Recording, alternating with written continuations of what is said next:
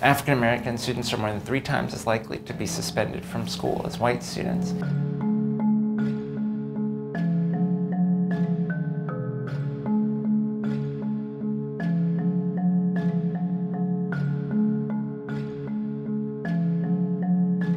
As a teenager, I got in trouble.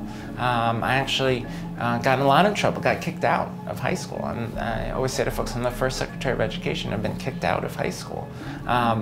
But importantly, folks gave me a second chance. The school-to-prison pipeline describes what happens to far too many of our young people, where they get in trouble in school, and the consequences for getting in trouble in school ultimately result in them ending up incarcerated. This begins at the earliest ages. African American students represent about 18% of the students in pre-K, about 48% of the kids who are suspended from pre-K. And when kids get suspended and they're put out of school, they fall behind academically. They're more likely to be retained in grade, more likely to drop out, and more likely to get in trouble with the law. And that's a tragic loss for that kid, for their families, and ultimately for our society as a whole.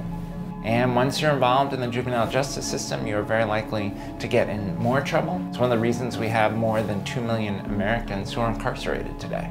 Think about a state that may pay $100,000 a year to keep someone incarcerated, as opposed to spending $15,000, $20,000 a year for a quality experience in K through 12.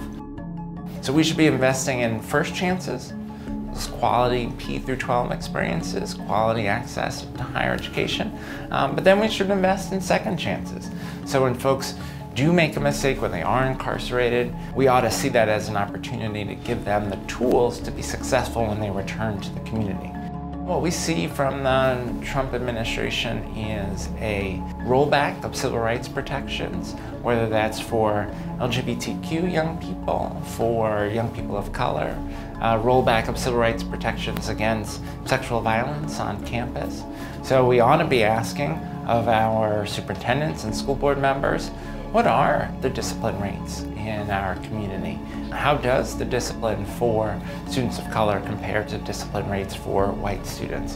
What supports are in place in schools for kids who've experienced trauma, kids who are struggling with the social environment? We ought to be asking, how are we investing in young people to make sure that they don't end up in the criminal justice system? And we ought to be asking about the criminal justice system, what are we doing to ensure that those folks who are incarcerated have a meaningful second chance, meaningful access to educational opportunities so they can succeed when they return to the community.